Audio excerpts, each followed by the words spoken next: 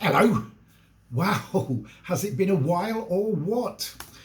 I kind of ran out of questions, that's why it's taken so long, even from my PM versus CM sessions. So I thought what I'd do would trawl through my LinkedIn and WhatsApp messages to see if there were any questions I'd previously been asked for some other reason that didn't make it onto my UAsk, IAnswer video reply. Well, lo and behold, I came across this gem of a question which was asked by Ifraz Afzal, a previous trainee of mine who at the time was an independent consultant but now works as an HR lean coach for Air Products in the UK. This was one of the freebie follow-up sessions I used to offer to trainees post their training. By the way, I don't do that anymore because it was becoming unsustainable in terms of time. Instead, I now offer my trusted advisor online service. Ifraz's question was, I have just been engaged on another project for an organisational restructure. Interesting. The design has been done and what I'm looking for is an effective change management strategy for this. What model, framework or structure would you recommend to get started with putting the strategy together? Great question. It was some while ago actually, the question, so I hope I can remember what my answer was. The old grey matter's a bit like a sieve at the moment, to be honest. So I might just have to wing it, but I hope not. As far as I can recall, a new CEO had been appointed. And there were 3 organisational entities involved across 3 different European countries. 2 of those had a similar structure, whilst a third had a different one. As the question pointed out, the design had been done. So the role was to actually implement the new design across all 3 countries.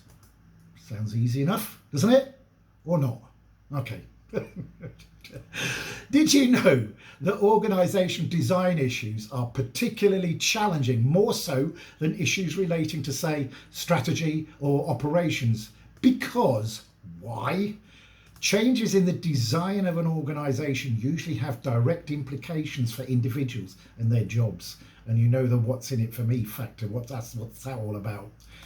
To handle the political and psychological factors related to a possible change, the best approach is to view organisational redesign as a negotiation process with different stakeholders. So, principles first, then solutions later. An organisational design must be right for it to operate efficiently and effectively, and its structures and systems need to be aligned with its core strategies. Organisational design is as much an art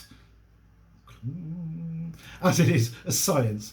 The process of actually creating a system in which people can work together to achieve common goals is highly complex, and there is no one way to do it right. Having said that, of course, there are 5 factors that greatly impact organisation design. These factors are, number 1, strategy. This dictates the strategic priorities of an organisation. This is the most important influencing factor of organisational structure and design.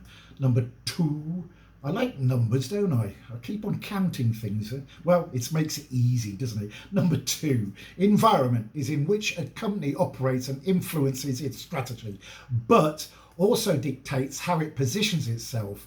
In a rapidly changing environment, the organisation has to be designed for more flexibility or adaptability, while in a stable environment, the organisation can optimise for, say, efficiency.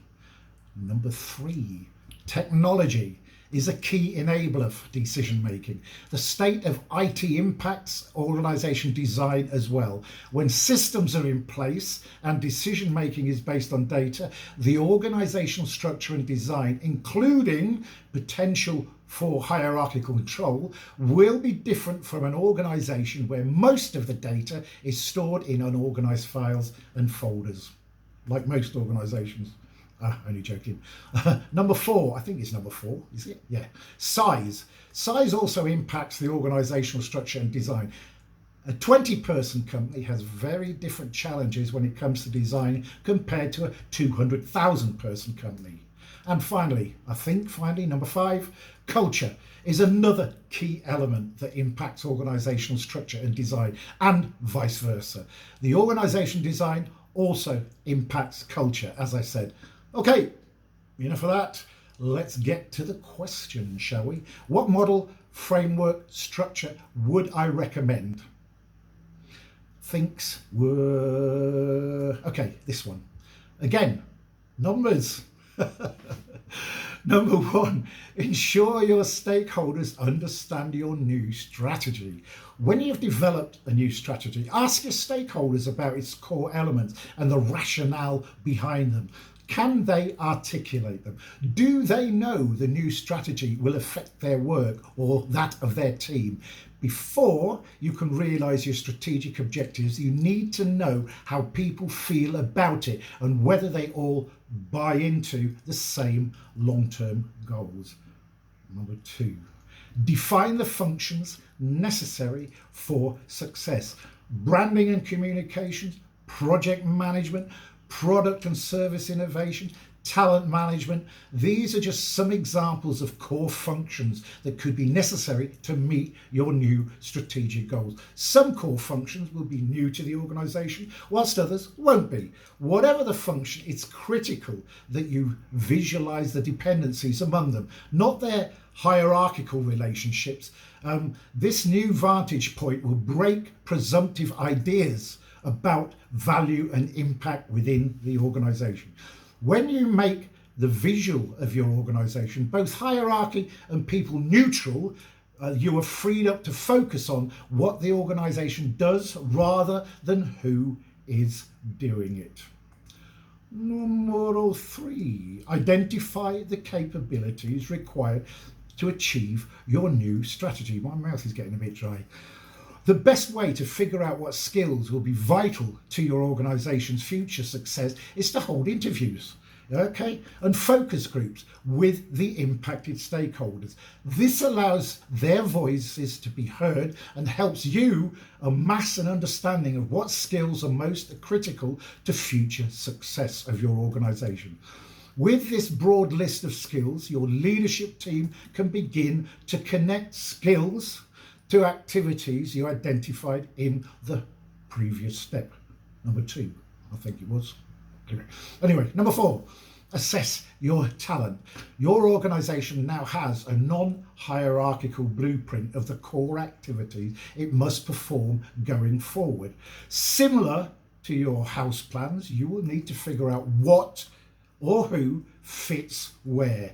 It's time to address these critical talent questions. What are the talent capabilities of your staff, and do you have a method of evaluating those capabilities that is both fair and transparent? What are your skill gaps in the new organisational design? Will you focus on building capacity by training up or by building cross-functional teams? Will you hire new staff members to perform new functions? Finally, number 5, shape your processes and your culture. As your organisation changes, you will need to identify the cultural shifts needed to make the strategic shifts work. For example, greater accountability may become more critical, so you may need to invest in stronger performance management processes and reviews, ensuring that these are aligned to the new functions and with clear ownership. Bang! In goes your new organisation design. Well, kind of. As I said, it's not quite as easy as that, really, but hopefully my answers that I've just given you give you some ideas which you may want to use for the future if you get involved in this kind of work in the future. I said that twice. Okay. All right. That's it again. Thank you very much. Another one done and dusted. Bye. I'll see you again soon.